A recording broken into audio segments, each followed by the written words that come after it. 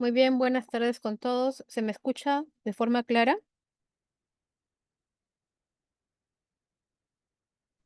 Sí, doctora. Muy bien, vamos a comenzar.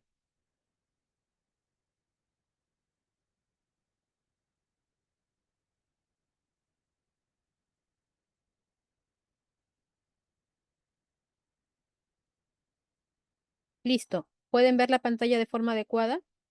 Sí, doctora. Perfecto. Bueno, el día de hoy vamos a hablar acerca de lo que son enfermedades de la pleura.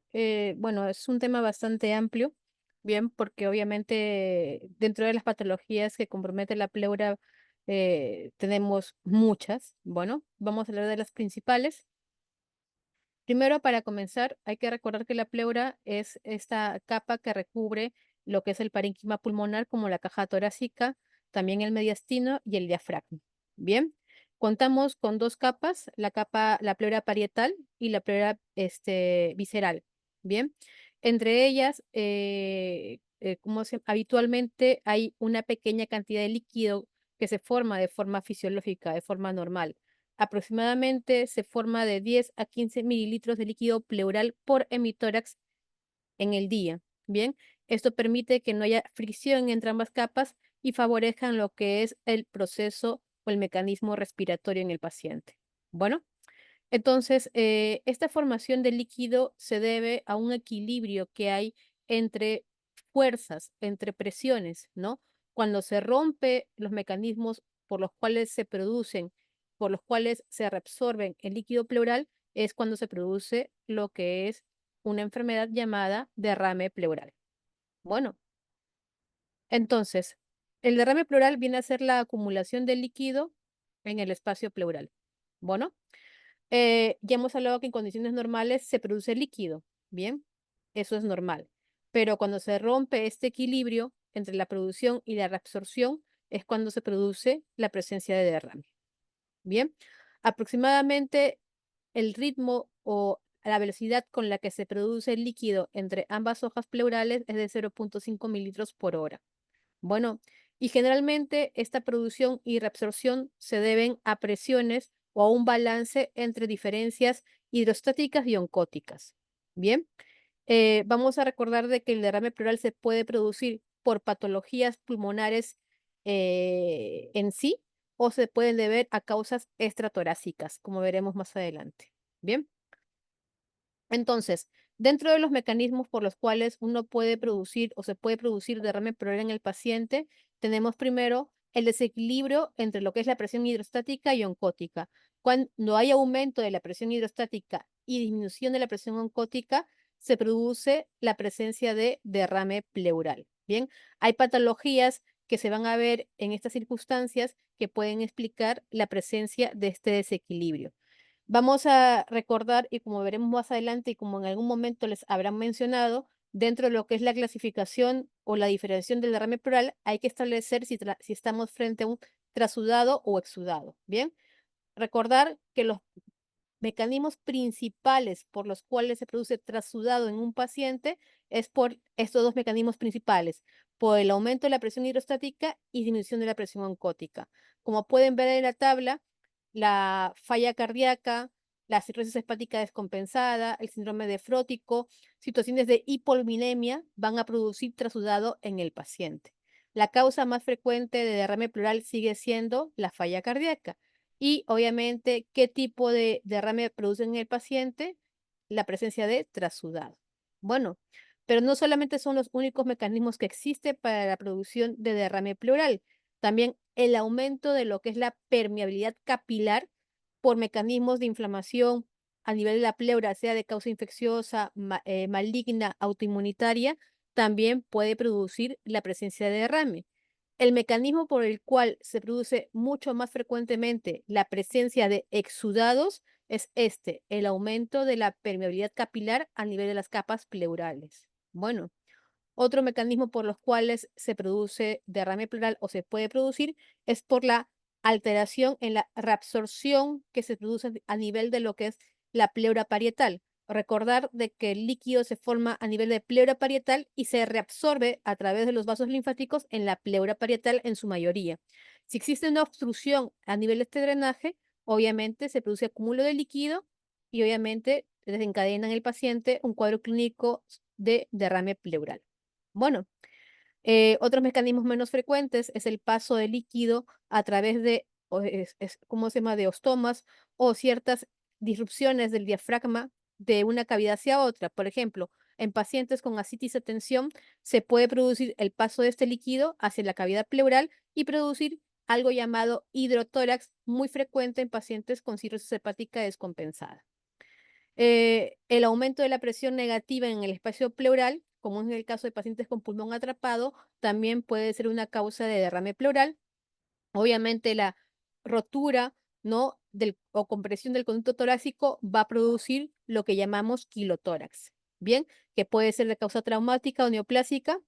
Y obviamente la rotura vascular, sea por traumatismos cerrados o abiertos, o otro tipo ¿cómo se llama?, de evento, pueden producir la presencia de hemotórax. En conclusión, hay diversos mecanismos por los cuales se puede producir acúmulo de líquido en el espacio pleural. Hay que conocer cuáles son los más frecuentes para lo que son determinados tipos, para trasudados y exudados. Bien. Entonces, dentro de lo que es la presentación o el cuadro clínico del paciente, el paciente va a consultar por dolor torácico. ¿Y cómo es el dolor torácico? De características pleuríticas. Generalmente es un dolor tipo punzante o hincada que puede aumentar con los movimientos respiratorios, con la inspiración profunda. Bien, y habitualmente el paciente, dependiendo del tipo de dolor que tenga, puede adoptar algún tipo de posición antálgica. Bueno, aparte de lo que es el dolor de características pleuríticas, se puede asociar disnea. Obviamente, la disnea será mucho más marcada dependiendo del volumen, ¿no?, o la cantidad de líquido que se acumule en el espacio pleural. Bueno, otros síntomas acompañantes, dependiendo del cuadro clínico o patología o enfermedad que esté causando, o sea, la causa del derrame pleural, puede haber presencia de tos, puede haber presencia de hemoptisis, fiebre, si es de causa infecciosa o maligna, puede haber pérdida de peso, síndrome consuntivo, etcétera. Dentro del examen físico, vamos a ver que vamos a tener a un paciente que a la inspección, dependiendo del volumen que tenga de líquido, puede haber abovedamiento del emitórax comprometido. También con disminución de lo que viene a ser la amplexación, disminución de la movilidad en el emitórax comprometido, la presencia de ausencia o abolición de los que son vibraciones vocales al momento eh, ¿cómo se llama?, palpar al paciente, la presencia de matidez al momento de percutir y obviamente al momento de auscultar, la abolición del murmullo vesicular. Bien, todo esto son hallazgos que yo puedo encontrar en un paciente en el que sospecho derrame pleural. Una vez establecido la sospecha diagnóstica, obviamente esta sospecha diagnóstica tiene que ir basado en lo que viene a ser historia clínica y mi examen físico. Es muy importante preguntar sobre antecedentes en el paciente, sobre comorbilidades, ¿no? Y también sobre, por ejemplo, la medicación.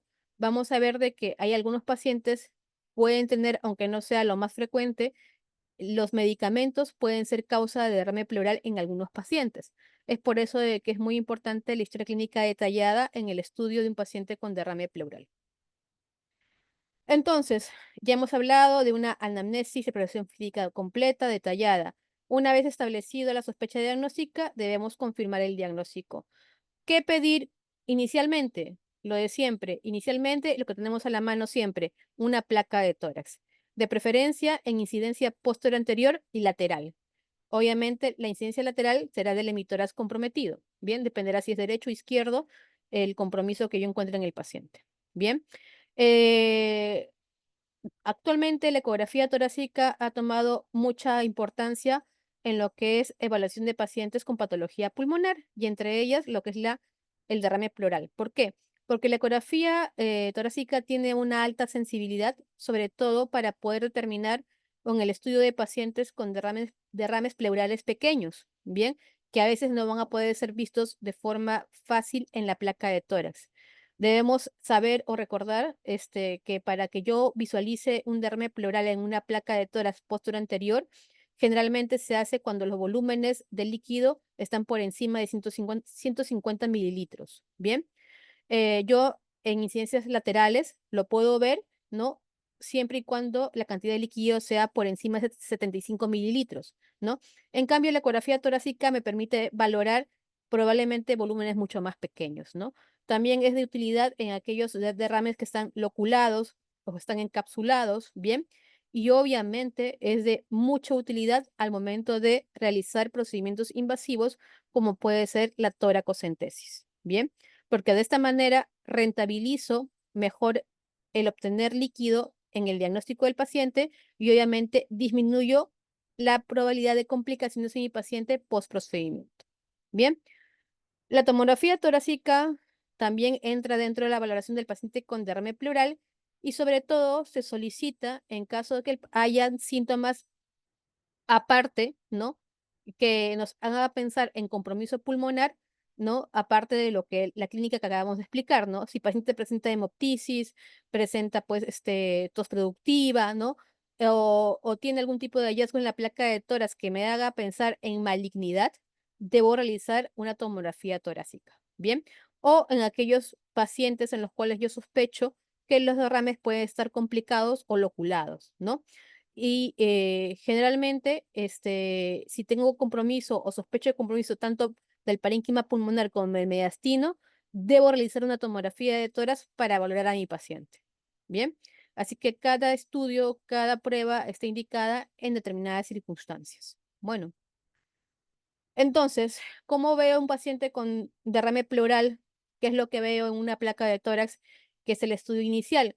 Vemos una radiopacidad homogénea, ¿no? Que suele obturar el seno diafragmático, en este caso del lado izquierdo, ¿no? Se dibuja una concavidad, ¿no? Que corresponde a lo que es la curva de Damasó, que es característico de pacientes con efusión pleural.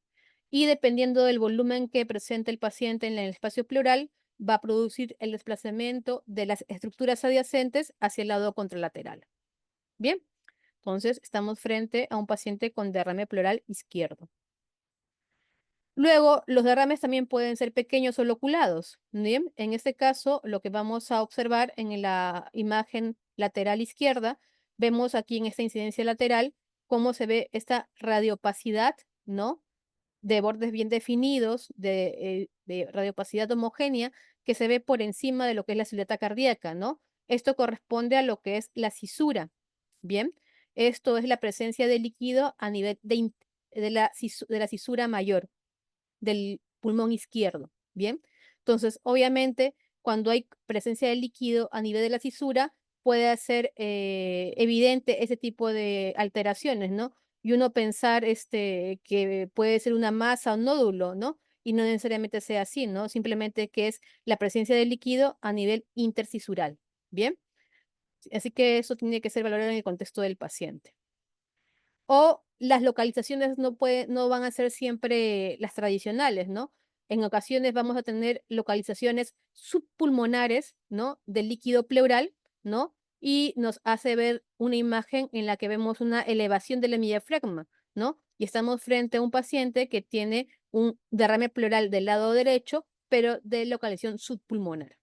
Bueno, entonces a veces el líquido pleural no se presenta de forma tan libre, por así decirlo, ni tan tradicional como en esta placa, ¿no? A veces hay localizaciones o presentaciones atípicas, ¿no? Y siempre hay que tener en cuenta esto al momento de valorar al paciente.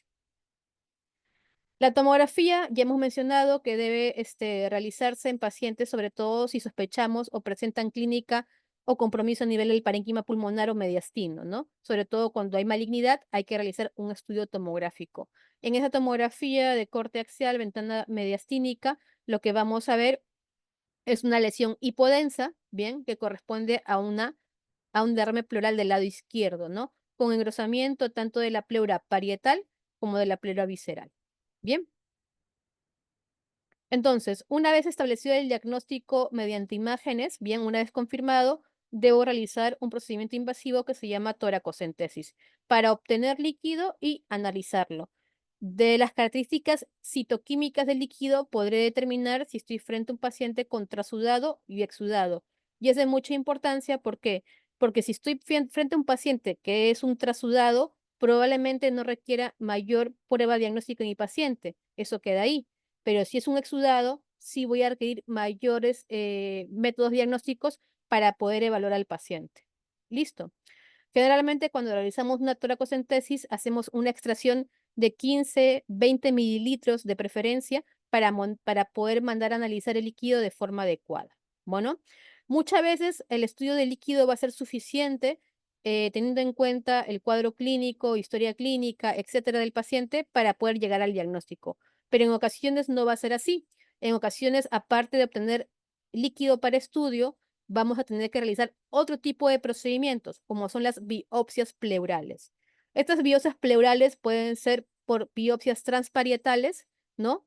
Que van, de preferencia hay que hacerlo con guía ecográfica o mediante otro tipo de procedimientos más invasivos, donde obtenemos muestras de la pleura parietal a través de la toracoscopía, ¿bien? O videotoracoscopía. Esta toracoscopía puede ser flexible o rígida y nos permite visualizar todo lo que es la cavidad pleural y tomar muestras en caso que sea necesario. Obviamente, no en todos los pacientes los vamos a realizar. Van a ser en aquellos pacientes en los cuales sobre todo sospechamos malignidad, ¿bien? O en los cuales los resultados previos realizados no han sido concluyentes, ¿no? La broncoscopía es otra prueba que no se realiza de rutina en un paciente con derrame pleural, a menos que tenga síntomas y signos que nos hagan sospechar de afectación pulmonar, del parenquima pulmonar, como es el caso de hemoptisis, o tengamos datos radiológicos donde veamos nódulos o masas que nos hagan sospechar de malignidad. En ese caso, obviamente, la broncoscopía nos ayudará para obtener muestras histológicas de estas lesiones. Entonces, una vez que yo tengo un paciente con sospecha de derrame, hago una historia clínica y exploración física adecuada, confirmo el diagnóstico mediante primero una placa de tórax, si no es también puedo utilizar la ecografía y la tomografía, ya hemos indicado cuándo deben solicitarse, ¿bien? Y realizar una toracocentesis, que es el procedimiento por el cual yo extraigo líquido de la cavidad pleural, siempre con guía ecográfica. Actualmente las guías recomiendan que tiene que ser con guía ecográfica. Bien, y obviamente ya hemos hablado de que en ocasiones va a ser necesario realizar biopsias pleurales, sean biopsias pleurales transparietales o por vía toracoscópica. Bueno, y de esta manera poder establecer el diagnóstico en el paciente, si estoy frente a un trasudado o un exudado, y determinar en ese momento cuál es la causa de la presencia de ese líquido en el paciente. Bien, en ocasiones, no son muy frecuentes, ¿no? Muchas veces, a pesar de hacer toracoscopías en el paciente, no es posible llegar al diagnóstico. Tenemos que llegar a procedimientos más invasivos, como puede ser una toracotomía abierta. Bien, y ya hemos hablado que la broncoscopía, en qué momento está indicado realizar este estudio en pacientes con derrame pleural. Entonces, una vez obtenido el líquido pleural, debo determinar si estoy frente a un trasudado o exudado. Bien, para esto utilizo los criterios de Lay. Actualmente, bueno, los criterios de Lay siguen siendo vigentes, bien, tienen una sensibilidad por encima del 90% para poder determinar o hacer la diferencia entre ambos, entre exudado y trasudado, bien. Para hablar de exudado, debo cumplir al menos un criterio de los siguientes. Uno, primer criterio de Lay, una proporción o cociente de proteínas en líquido pleural sobre las proteínas séricas por encima de 0.5. El segundo criterio es el cociente o proporción de lo que es la LDH en líquido pleural sobre el sérico por encima de 0.6.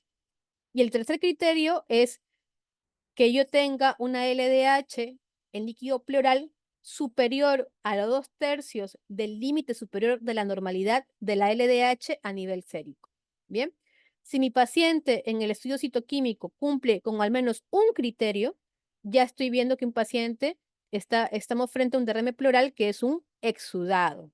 Ya hemos explicado y hemos repetido de que si el paciente tiene como resultado un exudado, requerirá mayor procedimiento diagnóstico para este paciente. Si estamos frente a un trasudado en el contexto de una falla cardíaca, pues ya no requiere mayor estudio, ¿ya?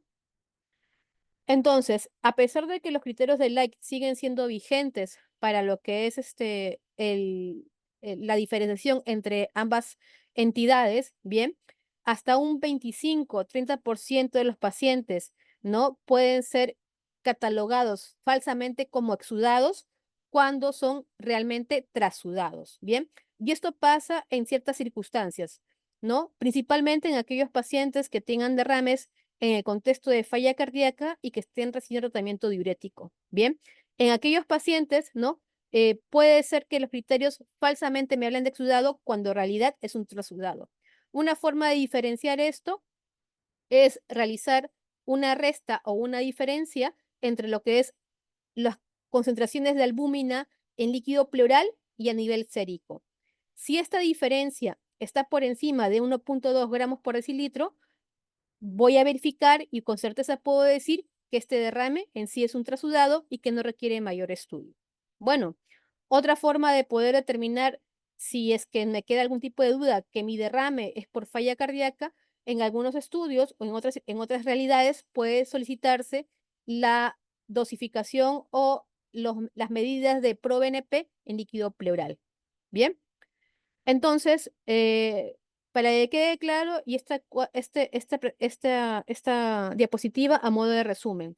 Trasudado, principal mecanismo por el cual se produce desequilibrio entre lo que es la fuerza hidrostática y oncótica. Bien, y generalmente se deben a falla cardíaca, sigue siendo la causa más frecuente, en el 80% de los casos. En menor proporción por cirrosis hepática descompensada, en pacientes con síndrome nefrótico, hipoalbuminémicos, etc. Bien, y el exudado, el principal mecanismo es el aumento de la permeabilidad capilar. Bien, generalmente los exudados suelen ser secundarios, pueden ser a infecciones, ¿no? A malignidad, ¿no? Y en nuestro caso seguimos siendo un país endémico en tuberculosis, ¿no? Así que es una causa bastante frecuente la TBC como causa de derrame pleural y en este caso de exudado. ¿Listo? Entonces, ya hemos hablado de los criterios de Light. Dependiendo de la literatura que ustedes revisen o los libros que revisen, también se hablan de que en algún momento se quisieron establecer otro tipo de criterios para hablar de exudado, ¿no? Como puede ser lo que es la cuantificación de colesterol en líquido pleural, ¿no? Se dice que si este es mayor de 60, en algunas otras revisiones te dicen por encima de 45, es sugestivo de exudado, ¿no? O si el cociente o la relación entre colesterol en líquido pleural y suero está por encima de 0.3, es otro criterio de exudado, ¿no? Estos son en algún momento parámetros que quisieron ser utilizados o pueden utilizarse, ¿no? Dentro de lo que es la diferenciación entre ambas entidades, ¿no? Pero como vuelvo a repetir, los criterios de Light siguen siendo vigentes actualmente, ¿no? Con estas tres determinaciones para poder hacer la diferencia. Entonces, dentro de las causas, vamos a hablar de causas de derrame pleural, en este caso de exudados, ¿bien? Tenemos varias. Dentro de las causas principales tenemos causas infecciosas, malignas y entre otras enfermedades, ¿bien? Hablaremos de lo que es el derrame pleural paraneumónico y empiema. Vamos a observar de que los pacientes con neumonías adquiridas en la comunidad, un poco más de la mitad, bien, van a presentar dentro de la evolución de la enfermedad como complicación la presencia de derrame pleural. Bueno, y hasta un 40% de estos pacientes que presentan derrame pleural van a desarrollar empiema. Bien. Entonces, generalmente esta complicación de la neumonía adquirida en la comunidad se presenta más en la población pediátrica o en pacientes ya de edad avanzada. Y generalmente en estos pacientes con edad avanzada, aquellos que presentan ciertas comorbilidades, como puede ser pacientes diabéticos, pacientes alcohólicos, etc. Bien, em, vamos a ver de que siempre que mandamos a realizar estudios microbiológicos, entre ellos cultivos, eh, más allá, generalmente van a ser positivos solamente en un 40% de los pacientes, ¿no? Pero de todas maneras, a pesar de que el porcentaje de positividad puede ser relativamente bajo, siempre que estamos frente a un derrame pleural paraneumónico, bien, y sobre todo un empiema, debemos enviar cultivos del líquido pleural. Bueno, Aquellos gérmenes que están asociados a derrames paraneumónicos, en el caso de neumonías adquiridas en la comunidad, los gérmenes que con mayor frecuencia están relacionados con ese tipo de complicación, dentro de los gram positivos tenemos a lo que es el neumococo, ¿no? Y el Staphylococcus aureus methicillin sensible. Dentro de aquellas bacterias gram negativas que pueden, de cierta manera, complicar derrames paraneumónicos en infecciones adquiridas en la comunidad, tenemos a las enterobacterias, entre ellas E. coli, Haemophilus influenza, etcétera. Y generalmente este tipo de, en caso de que salgan positivos estos cultivos, para ese tipo de enterobacterias es mucho más frecuente en pacientes con enfermedades o comorbilidades como la diabetes mellitus y obviamente con antecedentes de consumo de alcohol. Bueno. En el caso de que sea un derrame pleural paraneumónico, pero en el contexto de una neumonía intrahospitalaria o nosocomial, el germen más frecuentemente aislados va a ser el Staphylococcus aureus methicillin resistente. Bien. También se suele hallar con cierta frecuencia bacterias gram negativas, entre ellas el E. coli, Enterobacter y Pseudomonas. Bueno, generalmente las infecciones por hongo causan con muy poca frecuencia derrame pleural. Y si en caso hubiese algún tipo de infección por algún tipo de hongo que pueda causar derrame pleural, sería mucho más frecuente la infección por cándida. Pero generalmente las infecciones fúngicas causan muy poco, con muy poca frecuencia, efusiones pleurales. Bien. Y obviamente ese tipo de infecciones o complicaciones se ve en pacientes inmunocomprometidos, ¿no? En general, en pacientes inmunocompetentes es eh, infrecuente ver ese tipo de complicaciones.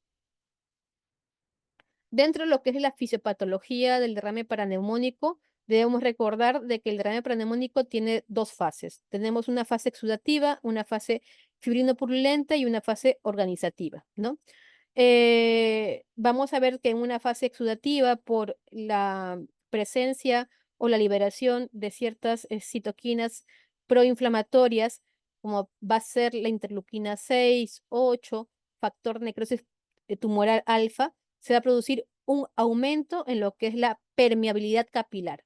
Bien, y obviamente esto produce acúmulo de líquido en el espacio pleural, pero en un inicio es un líquido estéril, es un líquido que no contiene bacterias, ¿no?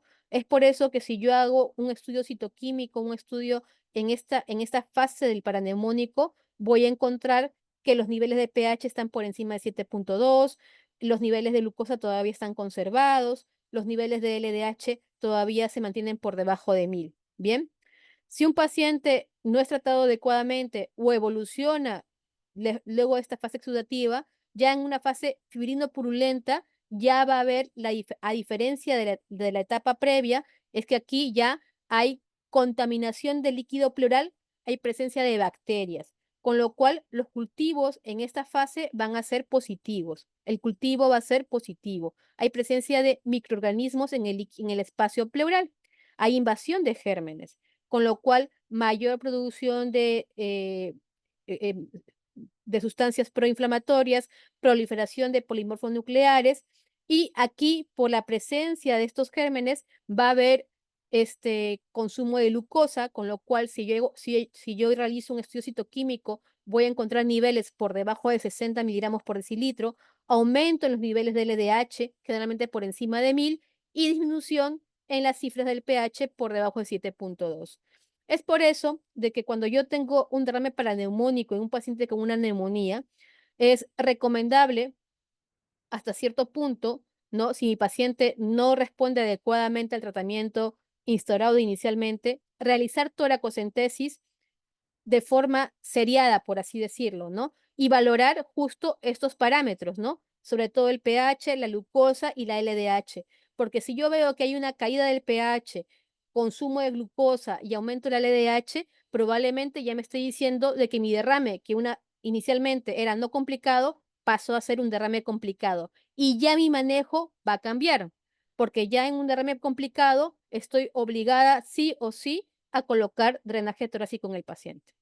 Y obviamente en esta fase fibrinoproliferativa puedo desarrollar empiema, que es la presencia de pus en la cavidad pleural, ¿no? Y obviamente si no hay un tratamiento o una respuesta adecuada por parte del paciente, voy a ir a una fase organizativa, ¿no? Donde hay invasión de fibroblastos, hay producción de loculaciones, tabicaciones, etc. Y ya podría desarrollar el paciente algo llamado empiema loculado.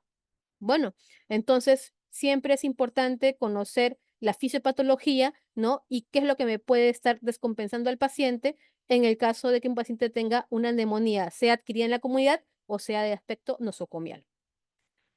Entonces, cuando sospechar, si tengo un paciente con una neumonía, sea comunitaria o nosocomial, si mi paciente no responde adecuadamente al tratamiento instaurado, debo sospechar de que puede haber un derrame paraneumónico asociado y sobre todo si hacia el momento del examen físico tengo signos sugestivos de derrame pleural. Es aquí donde tengo que realizar una tomografía, ¿bien? Una tomografía, porque la tomografía va a ser útil justo para valorar este tipo de derrames, ver si están complicados, loculados, si hay sospecha o no tomográficamente de empiema, ¿no? O si ya estoy frente a pacientes que pueden desarrollar abscesos a nivel de la cavidad pleural, ¿no? Por eso es que siempre que un paciente tenga una evolución tórpida en la neumonía, ¿no? Y sospeche de derrame paraneumónico, debo realizar una tomografía. ¿Listo? Entonces, en la tomografía, aparte de valorar lo que es el engrosamiento de la pleura parietal, visceral, ¿no? También puedo ver la presencia de aire dentro de lo que es la cavidad pleural. Si yo veo la presencia de aire dentro de la cavidad pleural en una tomografía de un paciente con derrame pleural, bien, debo sospechar dos cosas. O uno, el agente o el germen que esté asociado a esta complicación es un agente formador de gas. O dos, el paciente ya está desarrollando o presenta un empiema. Bien, y que se está complicando probablemente con una fístula broncopleural o pleura parietal. Muchas veces estos pacientes, al momento de tener estas formaciones de secreción purulenta en lo que es la cavidad pleural, van a este acúmulo de líquido purulento forma una especie de trayecto o fístula a nivel de lo que es la pared torácica que muchas veces puede llegar a tener contacto con la piel. Es a lo que se llama empiema necessitatis, ¿no? Y la presencia de pus a nivel de piel en el contexto de un paciente con empiema, ¿no? Nos habla de un paciente que se está complicando, de un paciente que probablemente esté presentando lo que es una fístula pleuroparietal. Listo, ¿no? Que a veces se asocia a fístulas también broncopleurales. Bien, por eso es muy importante la evaluación del paciente y realizar estudios de imágenes cuando sean necesarios. Bien, nuevamente, la ecografía torácica es de ayuda en estos pacientes con derrames paraneumónicos, sobre todo si el derrame es pequeño, si hay presencia de septos, loculaciones, bien, la presencia de hiperecogenicidad en la ecografía pleural me puede hacer sospechar que probablemente este paciente ya esté frente o esté desarrollando un empiema. Bien, por eso es muy importante muchas veces, a veces no es que mi paciente, no es de primero hacer una tomografía, ¿no? La ecografía puede ayudarme a valorar este tipo de pacientes o este tipo de complicaciones. Listo. Aparte de que si ya estoy frente a un paciente con un derrame paraneumónico complicado y sobre todo con un empiema, el manejo es colocación de drenaje torácico. Y obviamente la ecografía me ayuda a tener menor grado de complicación, ¿no? Escojo mejor el lugar de colocación y disminuye las complicaciones al momento de colocar mi tubo de drenaje. Listo. En esta tomografía vemos una tomografía axial, en corte axial, ventana mediastinal, donde vemos una pleura, ¿no? Esta es una tomografía con contraste. Vemos una lesión hipodensa que corresponde al derrame pleural, ¿bien?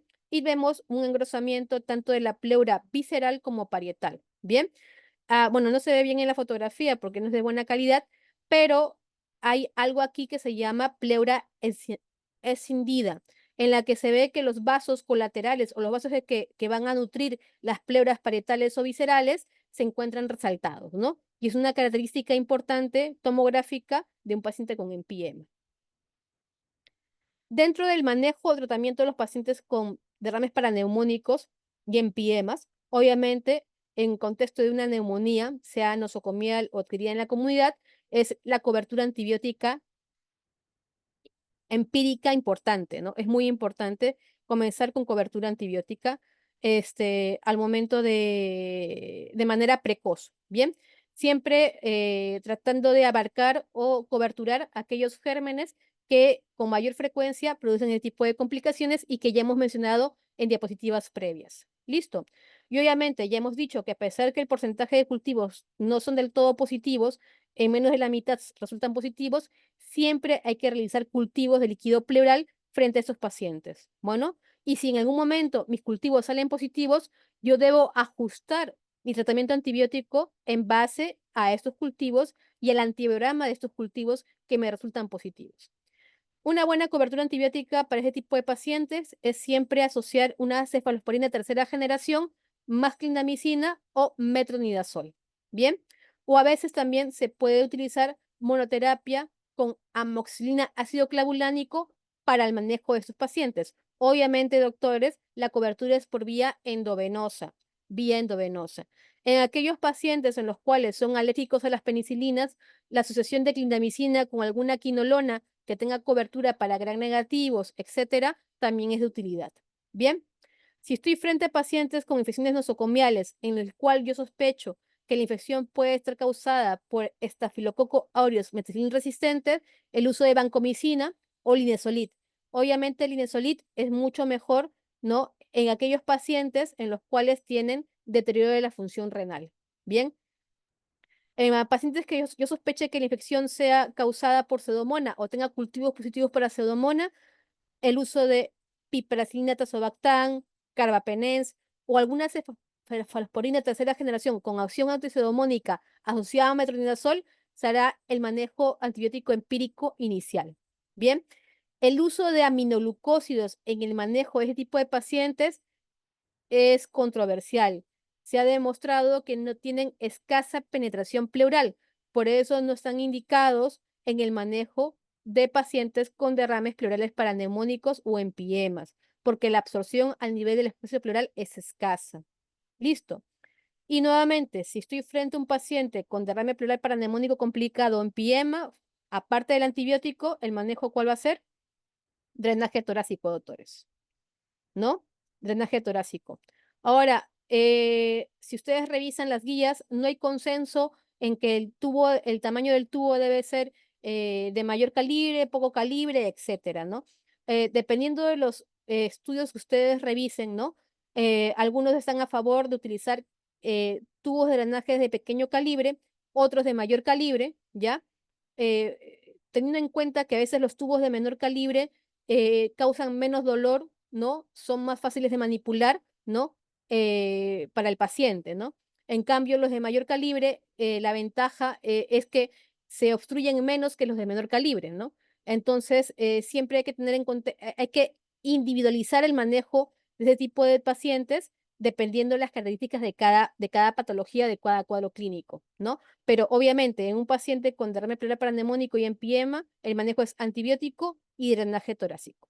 Bueno, personalmente en el hospital donde trabajo preferimos los tubos de mayor calibre, a pesar que puedan ser un poco más incómodos para el paciente, pero son los que tienen menor tendencia a la obstrucción, ¿bien? Porque el contenido purulento es tan espeso muchas veces que obstruye el drenaje torácico. Bueno, y en aquellos pacientes en los cuales he manejado adecuadamente el antibiótico y le coloco mi tubo de drenaje, pero mi paciente va mal, ¿no? Debo considerar o debo revalorar por qué mi paciente está yendo mal, a pesar que estoy haciendo bien las cosas, ¿no? Uno, puede ser que mi paciente, el tratamiento antibiótico que esté colocando no sea el adecuado.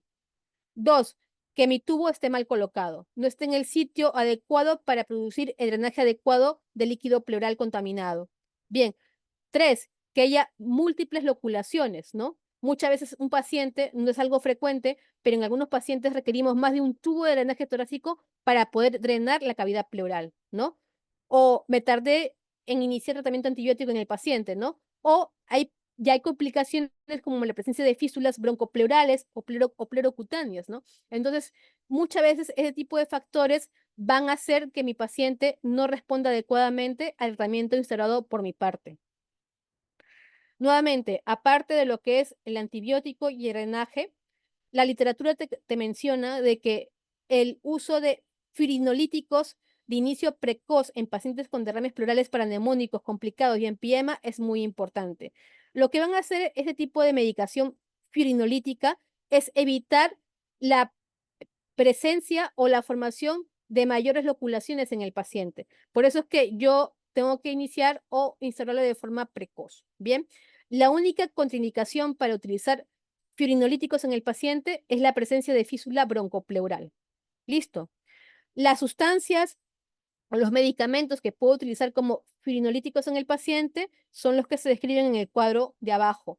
Puedo utilizar la estreptoquinasa, la urosinasa o la alteplase como medicación adyuvante, ¿no?, al drenaje torácico. Lo que se hace con estos medicamentos es administrarlos a través de la cavidad pleural, ¿no?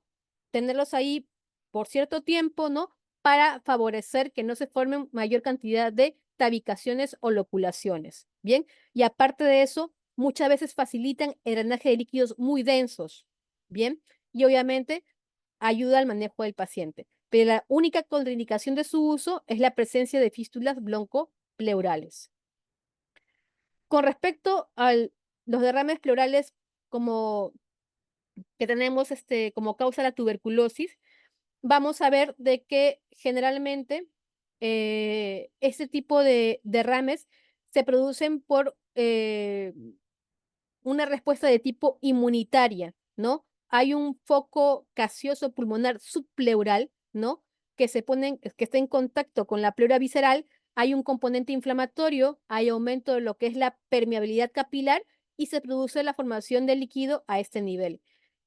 Por ese motivo es de que los derrames pleurales tuberculosos, al momento de realizar las baciloscopías, suelen ser negativas, debido a de que los mecanismos fisiopatológicos por los cuales se producen son por mecanismos inmunitarios. Bien, em, muchas veces,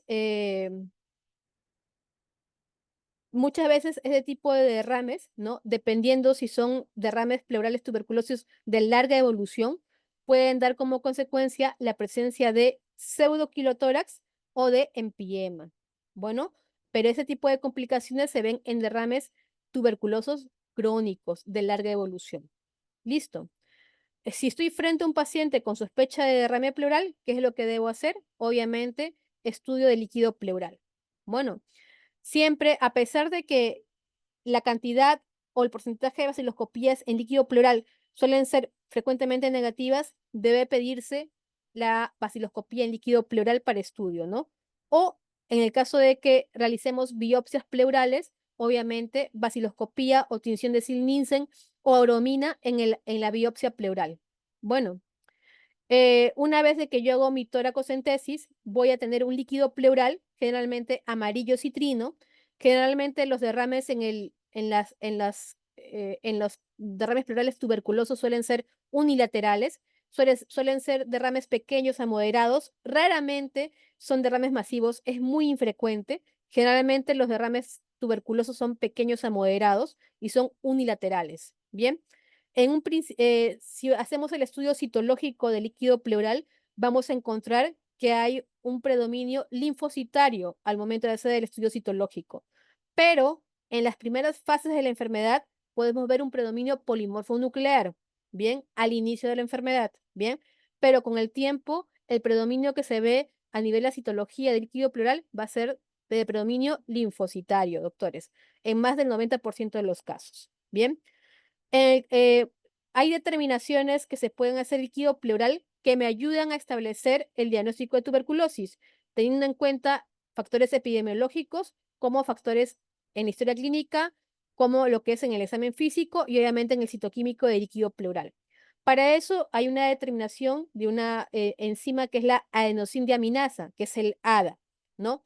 Si tenemos valores por encima de 35 y tengo un cuadro clínico sugestivo de tuberculosis, probablemente la causa de este derrame pleural sea tuberculosis. Bien, esta sustancia tiene una sensibilidad para el diagnóstico de hasta el 100% con una especificidad cercana al 97%.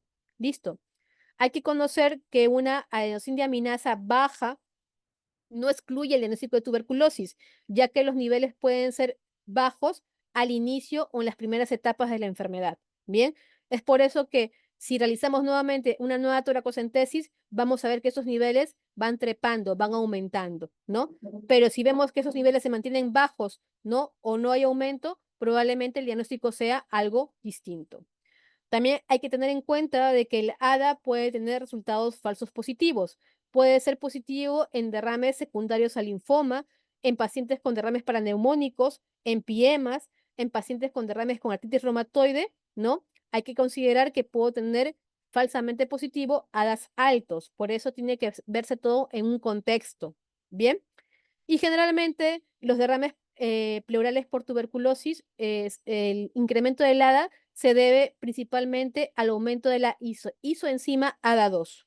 Bueno, también otra determinación que yo puedo realizar en el líquido pleural fuera del ADA es la determinación del interferón gamma. Bien, tiene una sensibilidad y especificidad similar a la adenosina, ¿no? Y suele ser un estudio que puede solicitarse para lo que es el estudio de derrame pleural tuberculoso. Generalmente no suele pedirse, al menos en nuestro medio, con cierta regularidad, porque suele ser más caro, ¿bien? Es mucho más barato pedir al paciente ADA que interferón gamma. Bueno, y al igual que que el ADA, el interferón gamma también tiene o puede tener resultados falsos positivos en el estudio, ¿no? Como puede ser en el caso de pacientes con empiemas o linfomas. Entonces, ya hemos hablado de que una vez establecido el diagnóstico de un derrame pleural tuberculoso, ¿no? Obviamente el tratamiento es el tratamiento de la tuberculosis, ¿no? Generalmente se le da esquema sensible por espacio de 6 meses, ¿no? Aproximadamente la mitad de los pacientes, una vez que concluyen el tratamiento tuberculoso con mejoría clínica y radiológica, ¿no? Pueden presentar engrosamiento como secuela de esta enfermedad. Bien, y muchas veces, en ocasiones, como ya hemos hablado, ¿no? Dentro de lo que es el derrame pleural tuberculoso de larga duración o crónico, ¿no? Se puede producir, ya hemos dicho, un pseudoquilotórax o un empiema tuberculoso, ¿no? En ese contexto, ¿no? Se requiere decorticación. ¿Qué es la decorticación? Simplemente es un procedimiento quirúrgico en el cual se produce una limpieza de las pleuras, de ambas pleuras, para favorecer la reexpansión pulmonar. Bien, porque muchas veces, si no se trata adecuadamente este tipo de patologías, pueden tener secuelas como puede ser la presencia de pulmón atrapado en el paciente, ¿no? Una pleura calcificada que va a dificultar el acceso muchas veces en el tratamiento de este tipo de pacientes con antituberculosos, ¿no? Así que dentro del manejo es un manejo muchas veces complicado en algunos pacientes, bien, pero hay que saber cuáles son las medidas a tomar para poder mejorar la mejor respuesta en el paciente. Dentro de lo que son derrames pleurales malignos, vamos a ver que un 15 a 35% de los pacientes van a presentar derrames pleurales de etiología maligna. Bien, lo más frecuente y la mayoría de derrames pleurales malignos van a ser producidos por metástasis, ¿no? De otras localizaciones a la pleura, sobre todo de neoplasias pulmonares primarias, neoplasias del tracto digestivo, neoplasias, tumores de ovario, ¿no? Linfomas, entre otras, y también el NM de mama. Bien. Generalmente el mecanismo de producción de este derrame suele ser por aumento de la permeabilidad capilar, ¿no? Y asociado a la obstrucción del drenaje linfático. Son los mecanismos por los cuales llega a producirse derrame en estos pacientes. Generalmente los derrames en estos pacientes suelen ser derrames masivos. Cuando estoy frente a un paciente con derrames masivos, unilaterales, ¿no? En un paciente con síndrome consuntivo, con antecedentes de cáncer de otras localizaciones, debo sospechar que el derrame que presenta el paciente es de origen maligno. Bueno, cuando vemos que tenemos un derrame maligno o mejor dicho, masivo, ¿no? Generalmente tenemos que ver un desplazamiento de las estructuras adyacentes hacia el lado contralateral. Cuando vemos de que este desplazamiento no se cumple o no se da, ¿no? La sospecha de malignidad es bastante alta. Y cuando vemos esto, la falta de desplazamiento del mediastino hacia el lado contralateral, estamos hablando de un mediastino congelado. Y generalmente esto se presenta cuando hay obstrucción bronquial proximal, cuando hay una fijación, fijación, ¿cómo se llama?, del tumor o por parte del, ¿cómo se llama?, del mismo tumor o de adenopatías que fijan la pleura y no permiten, obviamente, el desplazamiento, o hay un compromiso extenso de la pleura mediastinal que no permite dicho desplazamiento normalmente. Y ya estamos, si estamos frente a ese tipo de cambios o alteraciones, hablamos de estadios avanzados de malignidad en el paciente. Bien, entonces son circunstancias que nos ayudan a saber qué podemos encontrar en el paciente cuando vemos estas alteraciones. Cuando estoy frente a un paciente con derrame pleural maligno, obviamente el análisis del líquido pleural. Generalmente son derrames pleurales unilaterales, muchos de ellos masivos, como acabamos de explicar. Bien, y generalmente son serosos, seremáticos y en ocasiones de aspecto hemorrágico. Bueno, eh, vamos a ver de que la mayoría de ellos van a ser exudados, ¿bien? Y generalmente en el recuento celular de líquido pleural vamos a ver un predominio linfocitario, ¿bien?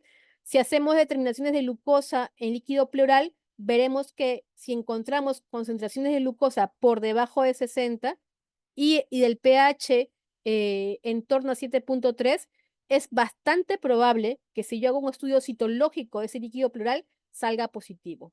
Bien, el uso o la determinación de marcadores tumorales en líquido pleural de forma rutinaria no es recomendable, ya que no aporta, no tiene mayor beneficio para el diagnóstico. Bien, y obviamente, una vez que obtenga líquido pleural, debo hacer el estudio de PAP o citología de líquido pleural para determinar la presencia de células malignas. Bueno, la citología o el PAP de líquido pleural suele ser positivo en alrededor del 60% de los pacientes, ¿no? Y puede haber un aumento de esta rentabilidad hasta por encima del 80% si hago una segunda toracocentesis con una segunda citología de líquido pleural.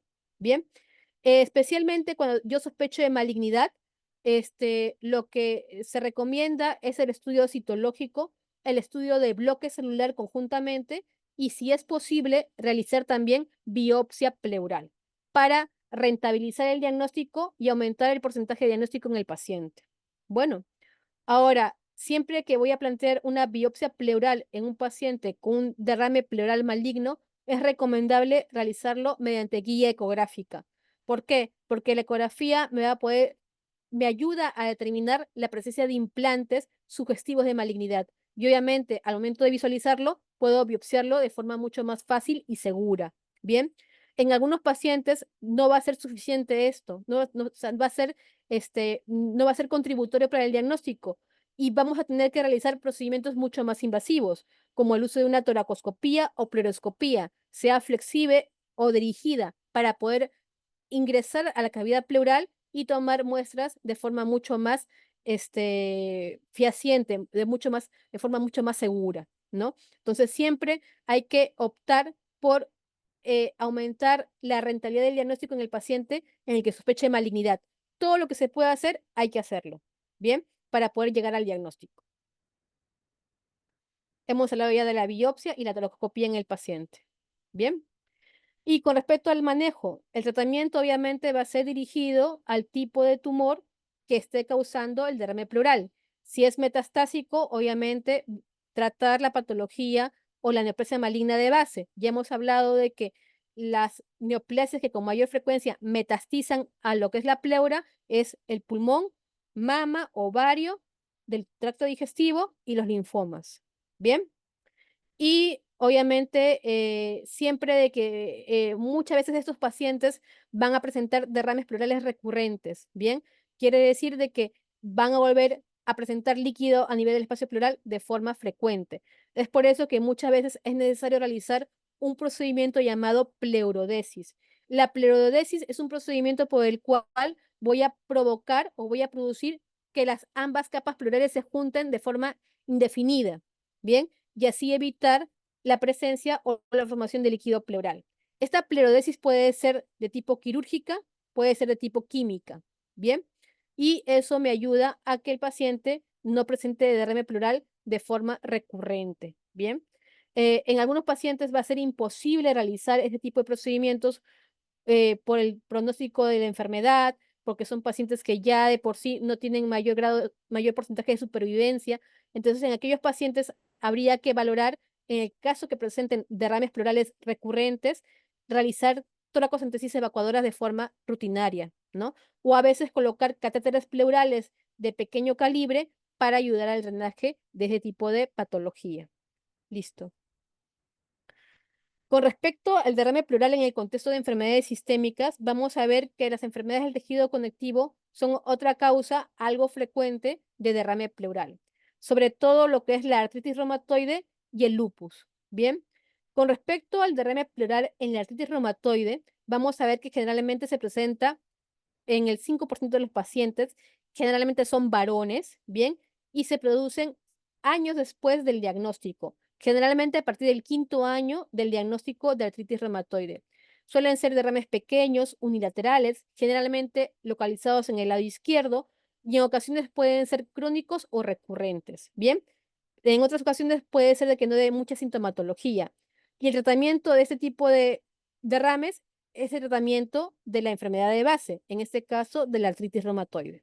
Bien, a veces la determinación de factor reumatoideo en el líquido pleural puede ayudarnos a realizar el diagnóstico. Bien, valores de factor reumatoideo en líquido pleural por encima de 1/320 nos hace pensar mucho de que estamos frente a una pleuritis reumatoidea, pero también hay que recordar que pueden haber resultados falsos positivos del factor reumatoide en líquido pleural, como pueden ser en el caso de los linfomas. Bueno, así que siempre tenemos que tomar en el contexto del cuadro clínico del paciente.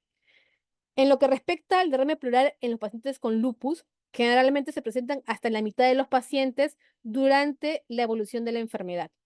Frecuentemente, estos derrames pueden ser bilaterales, pequeños, ¿bien? Y para poder determinar muchas veces el diagnóstico de derrame en el contexto del lupus, podemos hacer el estudio de anticuerpos antinucleares en líquido pleural. Si estos valores están por encima de 1/160, son sugerentes de un derrame en el contexto de la enfermedad o actividad de la enfermedad. También hay que considerar que hay falsos positivos en el aumento de esos anticuerpos en el líquido pleural, como pueden ser en el contexto de derrames paraneumónicos, ¿no? O en el contexto de derrames malignos, como puede ser en pacientes con linfomas, ¿bien? Nuevamente, nada es patognomónico, todo es sugerente. Por eso es muy importante determinar el cuadro clínico y la enfermedad del paciente. Y el manejo de ese tipo de derrames pleurales en ese tipo de enfermedades es el manejo de la enfermedad sistémica, de la enfermedad de base. Otra de las patologías que se ven en el derrame pleural es el quilotórax. El quilotórax no viene a ser más que la acumulación de líquido linfático en la cavidad torácica, debido a la rotura o al daño a nivel u obstrucción del conducto torácico. Esta alteración o esta rotura u obstrucción puede ser de origen traumático o puede ser de origen neoplásico. Bueno, y para hablar de quilotórax, para eso tengo que hacer determinaciones en líquido pleural. Principalmente tengo que determinar los niveles de triglicéridos. Si estos triglicéridos están por encima de 110, hago el diagnóstico de quilotórax. Generalmente cuando yo tengo un quilotórax, doctores, el aspecto del líquido pleural es un aspecto lechoso.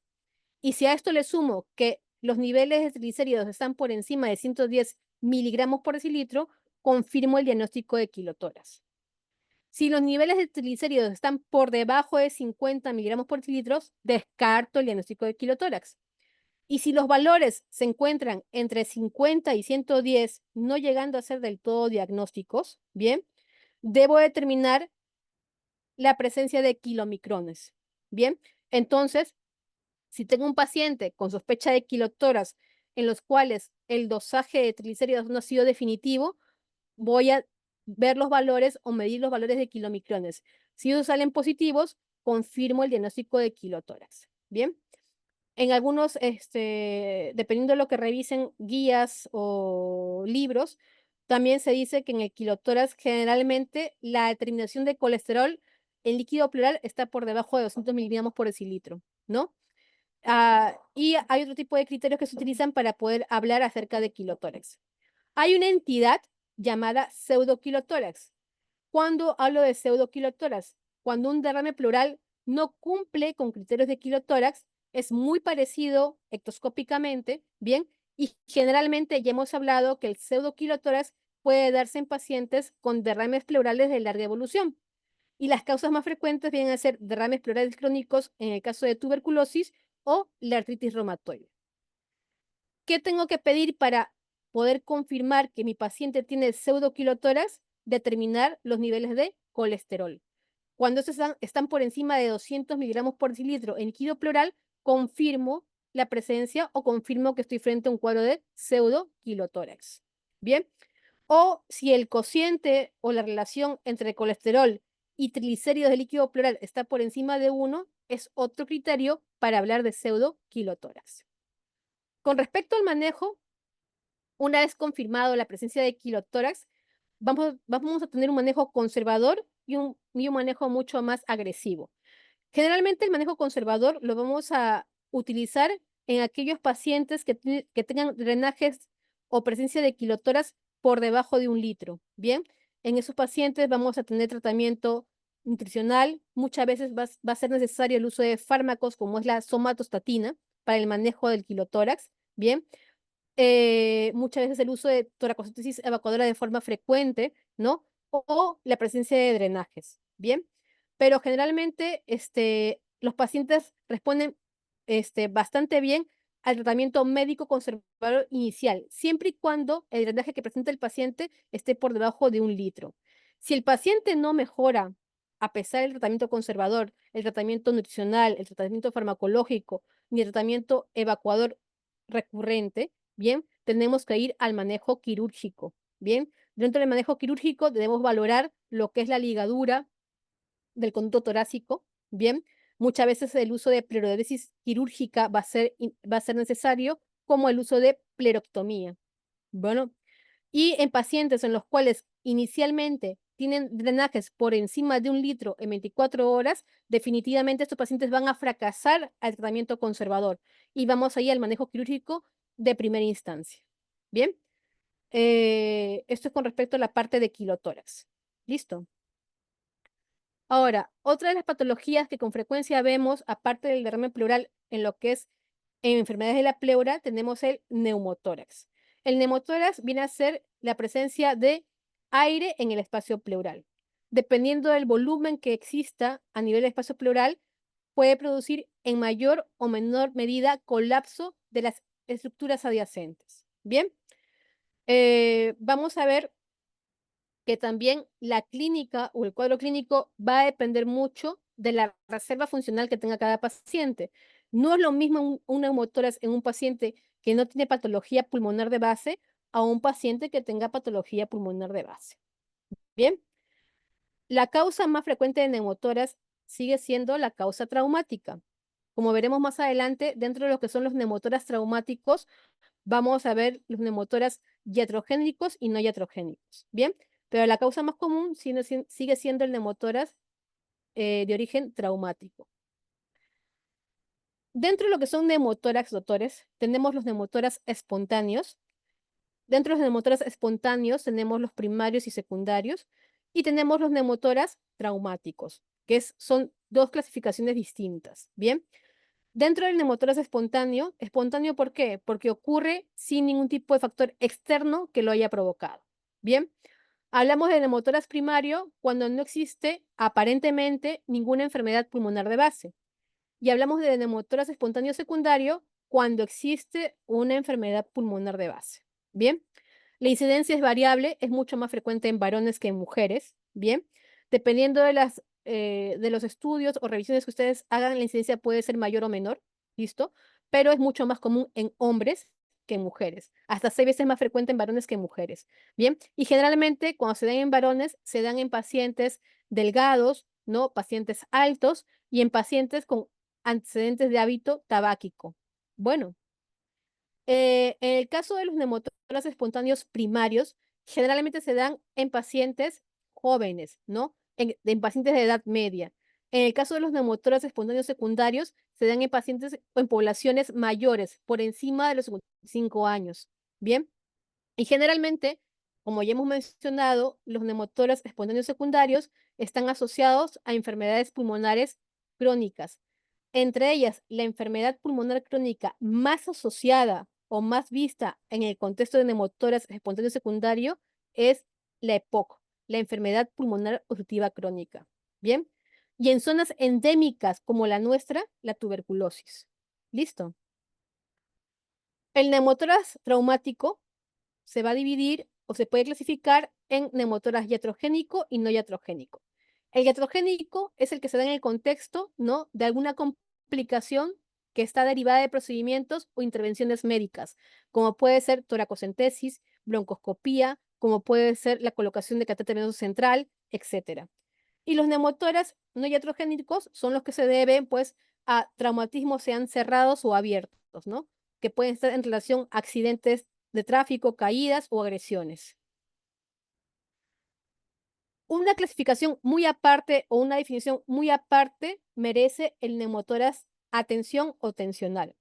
Antes se pensaba que el neumotórax atención es aquel neumotórax en el cual veíamos que existía un colapso completo del pulmón con desplazamiento del pulmón contralateral hacia el lado opuesto. Bien, actualmente hablamos de neumotórax atención cuando existe repercusión hemodinámica en el paciente. Bien, ¿a qué me refiero con esto?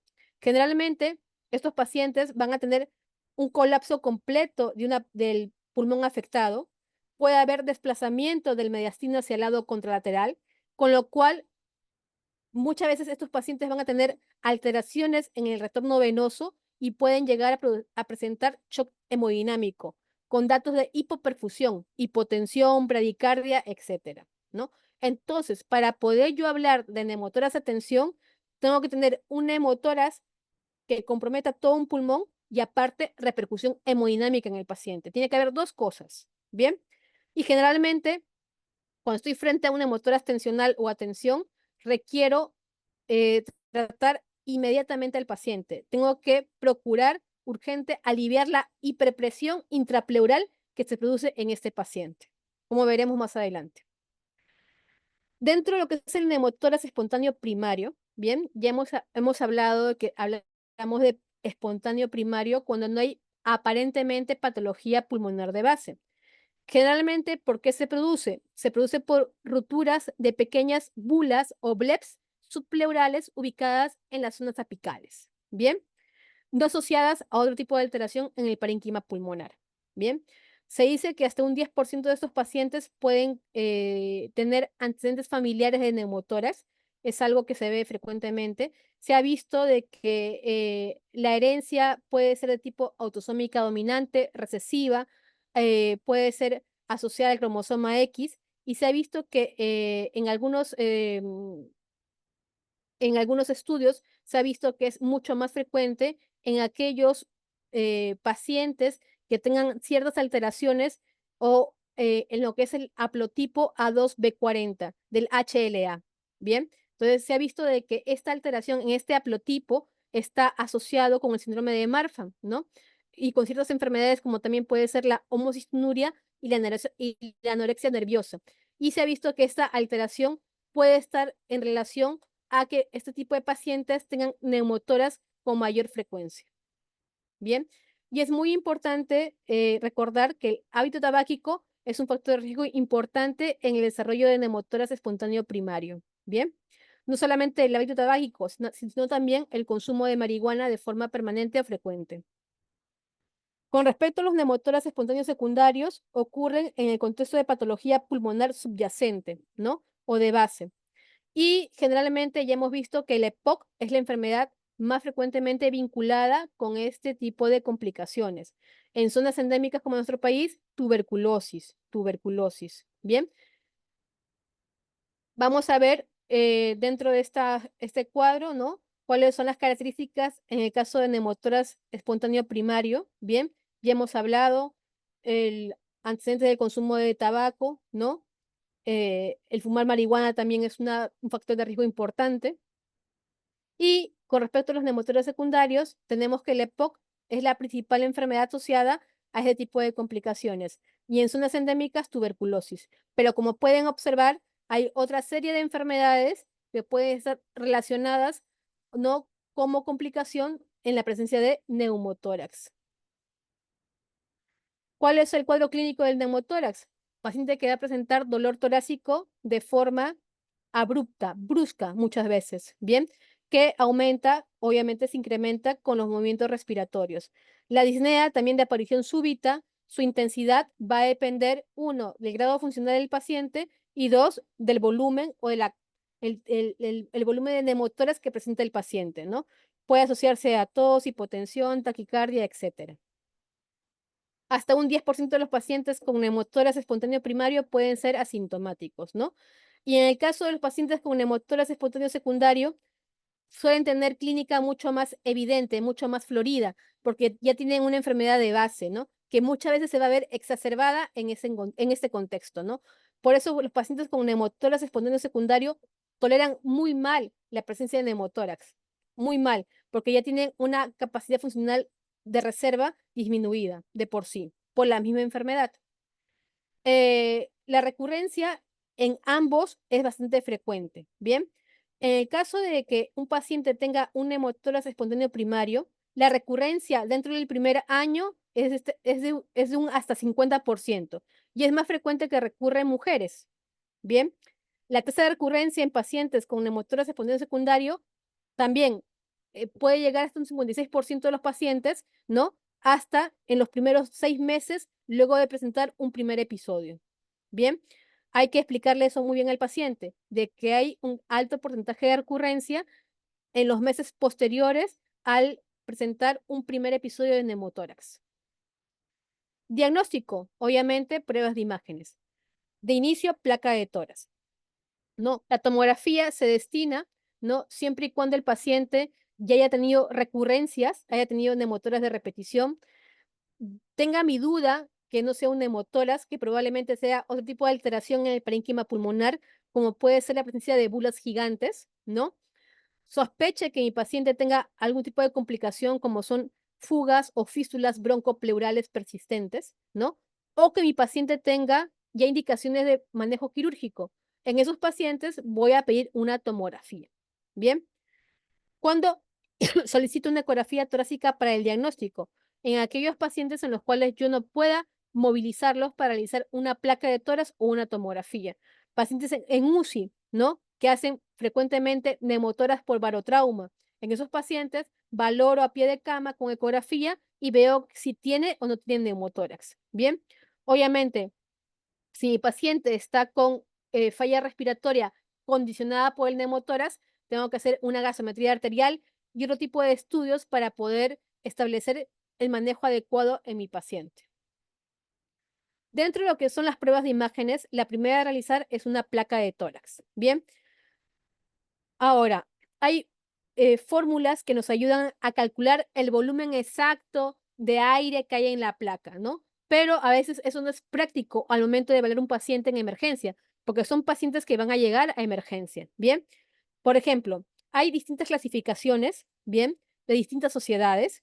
Tenemos la clasificación de la CEPAR, donde hablamos de neumotórax parcial, cuando la separación entre ambas capas pleurales no compromete en su totalidad toda la cavidad pleural. Si esta separación compromete toda la cavidad pleural, ¿no?, hablamos de un neumotórax completo. Y si esto está asociado, esta separación completa o total está asociado a un colapso pulmonar, hablamos de un neumotórax total.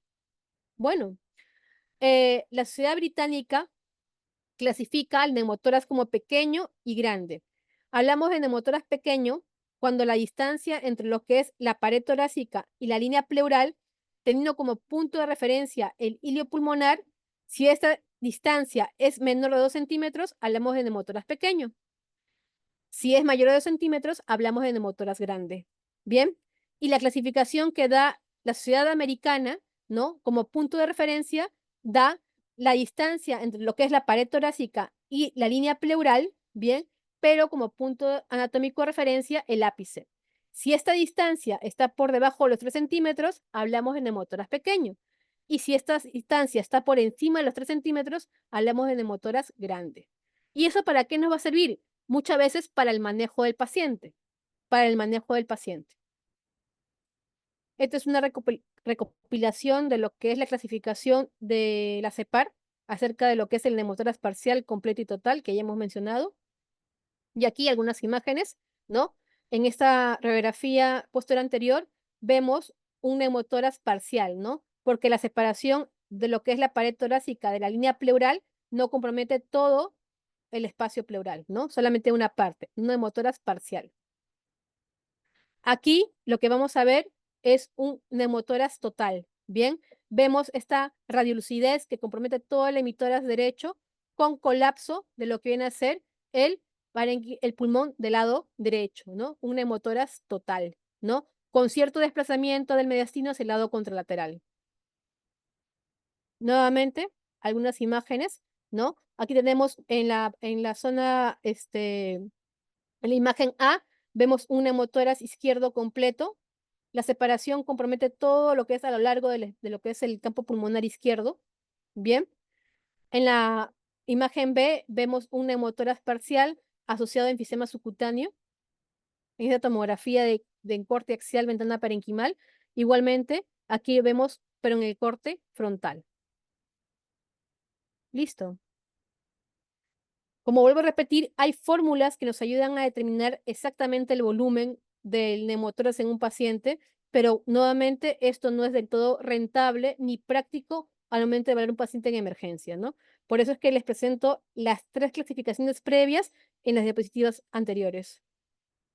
Dentro del manejo, vamos a ver que el neumotórax puede ser o puede suponer una urgencia vital en un paciente, sobre todo cuando estamos frente a un neumotórax a tensión o tensional, como ya hemos explicado, ¿bien? Donde hay repercusión hemodinámica en el paciente, ¿bien? Y en el que yo voy a requerir la expansión inmediata. Entonces, dentro de las medidas generales, obviamente el paciente viene con dolor, dar una adecuada analgesia, un reposo relativo. No se ha demostrado que el reposo absoluto mejore o se vea de algún tipo de beneficio en la reabsorción o reexpansión de ese tipo de pacientes. Bien, siempre analgesia adecuada, reposo relativo para evitar más dolor al momento de que el paciente se movilice. Bien, con respecto a la oxigenoterapia, dependiendo de las revisiones que ustedes hagan, o dependiendo de los concesos que ustedes revisen, actualmente se dice que la oxigenoterapia está indicada siempre y cuando el neumotórax o la enfermedad del base, en el caso de neumotórax espontáneo secundario, ocasione hipoxemia en mi paciente o insuficiencia respiratoria.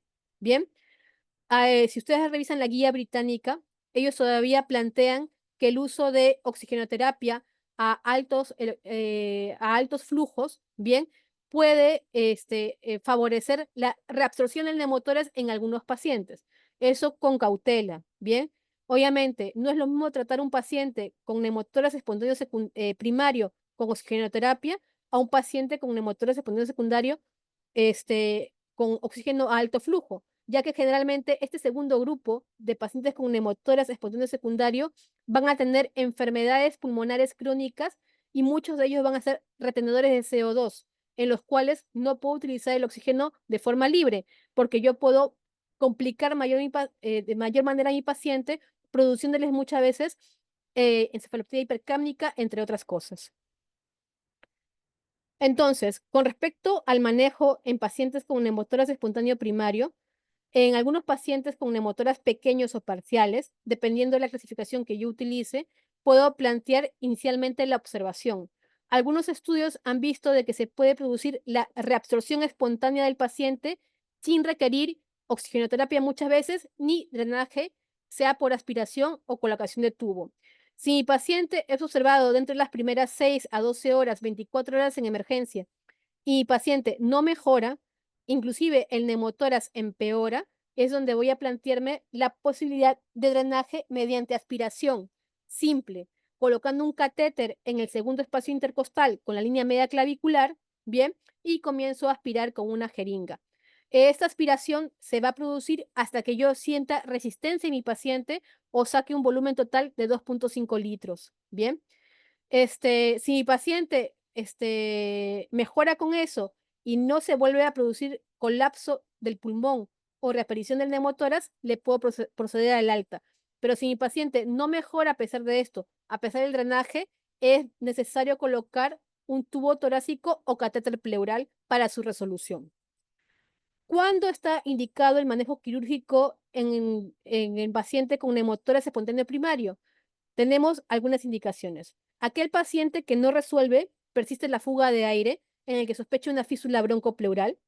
2, en aquel paciente que presente un segundo episodio de neumotórax recurrente, ya es indicación de manejo quirúrgico. 3, paciente con neumotórax bilateral. 4, paciente con antecedentes de neumotórax espontáneo contralateral.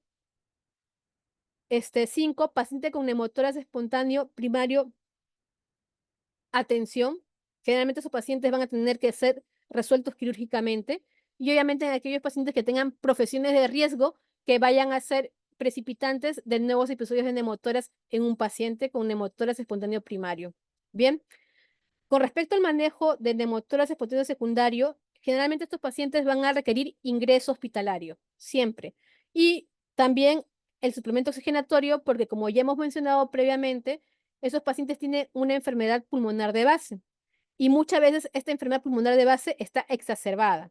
Bien, es por eso que van a requerir el uso de oxígeno, pero siempre con precaución. Y para el manejo del neumotórax, generalmente se recomienda la colocación de drenaje torácico, sea mediante colocación de catéter o tubo torácico. Eso ya dependerá. Se recomienda que en pacientes con neumotórax importantes o grandes, ¿no? Se coloque tubos torácicos de mucho, ¿cómo se llama? De calibre un poco más amplio que en el resto de pacientes. Y también se recomienda la colocación de tubos torácicos de gran calibre si este neumotórax está asociado a la presencia, pues, de hemotórax o de empiema, etcétera. Bien. Se recomienda, dependiendo de las guías que ustedes revisen, ¿no? Que un paciente que tiene ya un primer episodio de neumotórax en un paciente con enfermedad pulmonar de base, después de un primer episodio se recomienda hacer pleurodesis para evitar las recurrencias. En cambio, si ustedes revisan las guías británicas, ellos son un poco más conservadores, ¿no? Se dice de que se puede plantear la pleurodesis en aquellos pacientes que presenten un segundo episodio de recurrencia, ¿no? Pero generalmente, y que sepan y llévense este concepto, ¿no? Pacientes con neumotórax espontáneo secundario necesariamente van a tener que ir a pleurodesis para evitar recurrencias de nuevos episodios de neumotórax, porque tienen alto porcentaje de recurrencia. Y con respecto al manejo quirúrgico, la pleurodesis puede ser de tipo químico o quirúrgico, ¿bien? Y en algunos pacientes va a ser necesario realizarlos mediante videotoracoscopía, ¿no? O realizar ya procedimientos un poco más invasivos que puede ser una pleurectomía, en el caso de que recurra con bastante frecuencia. Por último, una revisión rápida de lo que es mesotelioma. El mesotelioma es la neoplasia o el tumor maligno que se origina en las capas mesoteliales a nivel de las cavidades pleurales, peritoneales, de la túnica vaginal y del pericardio. Bien, este tipo de tumor maligno, en el 80% de los casos, se da o se origina a nivel pleural. Hay que saber que el factor etiológico más importante es la exposición al asbesto, ¿bien? Es la exposición por inhalación al asbesto.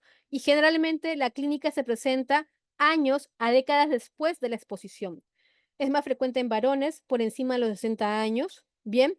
Y generalmente una vez que se diagnostique, el pronóstico del paciente, la supervivencia del paciente es bastante pobre, ¿no? Se habla de que en estadios precoces, en estadios 1 y 2, la supervivencia es de unos 20 meses después del diagnóstico. En estadios más avanzados, como estadios 3 o 4, ya la supervivencia llega a ser de 1 año luego de realizarse ¿cómo se llama? El diagnóstico de mesotelioma en estos pacientes. Bien, no solamente se ha visto de que la exposición al asbesto puede ser un factor de riesgo, también la exposición a radiación es otro factor de riesgo y también factores genéticos. Se ha visto que la mutación a nivel del gen BAP1, ¿ya? Que es un gen supresor de tumores, también está relacionado con el origen o el desarrollo de ese tipo de tumores malignos. Y generalmente ese tipo de mutación es de herencia autosómica dominante. Con respecto a la clasificación histológica, tenemos que el mesotelioma, una vez biopsiado, bien, puede ser de tipo epiteloide y puede ser de tipo sarcomatoide o mixto.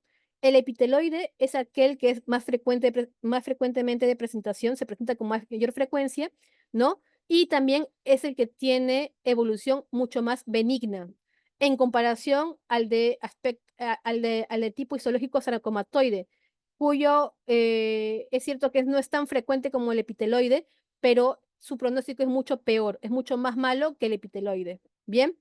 Y obviamente el tipo mixto es aquel que comparte características similares entre ambos. Dentro del cuadro clínico son pacientes que presentan dolor torácico de características pleuríticas, es un dolor intenso, muchas veces incapacitante para el paciente, ¿no? Puede asociarse disnea, tos, sudoración nocturna, malestar general, pérdida de peso. Bien, a veces el compromiso pleural puede comprometer puede producir invasión local, ¿no? Produciendo compresión del plexo braquial o de la médula espinal, produciendo muchas veces compromiso o síntomas neurológicos. Bien, la presencia de síndromes paraneoplásicos en ese tipo de tumores malignos es raro. Bien, en comparación a otro tipo de tumores en los cuales los síndromes paraneoplásicos son bastante frecuentes. Bueno, muchas veces, en la mayoría de pacientes, más del 80% de los pacientes van a presentar derrame pleural, pero hay un porcentaje de pacientes que pueden cursar con mesotelioma sin derrame pleural. En este caso, vamos a hablar de que un 25% de los casos pueden identificarse solamente masas pleurales o engrosamiento inespecífico de la pleura y estamos frente a un mesotelioma. Bien, recordar de que no todos los pacientes van a presentar derrame pleural. Hay un porcentaje, ¿no?, de pacientes que van a presentar solamente engrosamiento inespecífico o la presencia de masas pleurales al momento de realizar tomografía. El diagnóstico, pruebas de imágenes, iniciar con una placa de tórax, pero lo que me va a brindar el diagnóstico, obviamente, inicial, es una tomografía de tórax con contraste. Bien, vamos a realizar toracocentesis con biopsias pleurales para el estudio del líquido y obviamente la biopsia para obtener muestras de la pleura y obviamente tener el diagnóstico histológico. Muchas veces estas biopsias pleurales transparietales no van a ser suficientes y ya hemos mencionado que deben ser realizadas mediante guía ecográfica. Es por eso que vamos a tener que realizar estudios mucho más invasivos de la pleura mediante videotoracoscopía o toracotomía abierta. Bien, la broncoscopía no es un procedimiento que se realice de forma rutinaria en los pacientes con diagnóstico de mesotelioma, salvo mi sospecha diagnóstica sea distinta o yo crea de que haya otra causa del derrame pleural en ese tipo de pacientes, ¿no? Y con respecto a lo que es la broncoscopía guiada por EBUS o por vía ecográfica, se realiza para hacer el estudio de los ganglios linfáticos mediastínicos, ¿no? Porque siempre que tengo un diagnóstico de tumor maligno, en este caso mesotelioma, debo hacer el estadiaje necesario. Y para eso hago lo que viene a ser el estudio de ganglios mediastínicos y puedo abordarlos a través del EBUS. Bueno, ya hemos hablado que los factores pronósticos son pobres al momento de realizar el diagnóstico y obviamente que el pronóstico de los pacientes es mucho más pobre cuando se diagnostican estadios avanzados. Listo. La remisión completa en el manejo de estos pacientes es poco frecuente, ¿no? Y generalmente los pacientes llegan a fallecer por progresión de la enfermedad y falla respiratoria. Nuevamente, el manejo es multidisciplinar. Bien, el uso de la cirugía como tratamiento radical es todavía controvertido. Actualmente se dice que en estadios iniciales se recomienda el uso de cirugía asociado a quimioterapia y radioterapia. Bien, dentro de los procedimientos quirúrgicos en estadios precoces puedo plantearme realizar una pleurectomía de corticación en ciertos pacientes llegar hasta una neumonectomía para poder manejarlos, ¿bien? Pero el manejo o el pronóstico es bastante pobre a pesar de ser bastante agresivos en el manejo de los pacientes, a pesar de estar en estadios iniciales. Bien, actualmente se ven esquemas alternativos a la quimioterapia convencional, dentro de lo que es la quimioterapia convencional, se utiliza la asociación de carboplatino, cisplatino con pemetrexed más radioterapia asociados a la cirugía para el manejo de estadios precoces, ¿no? Se ha visto una buena respuesta o adecuada respuesta en algunos pacientes. Ahora hay ciertos medicamentos como viene a ser el nivolumab o el ipilimumab, que son tratamientos biológicos, ¿no? Que buscan, pues, cierta respuesta en aquellos pacientes con mesotelioma irresecable o que no tengan indicación de manejo quirúrgico. Bien, en aquellos pacientes que presenten derrames pleurales recurrentes o frecuentes, la pleurodesis, ¿no? La toracocentesis evacuadora recurrente o la colocación de catéteres pleurales pueden llegar a ser útiles en el manejo de pacientes en estadios no operables o no resecables. Listo, doctores. Eso es todo con respecto a la clase del día de hoy. ¿Tienen alguna pregunta o duda? Si no hay preguntas o dudas, doy por terminado la clase del día de hoy. Gracias.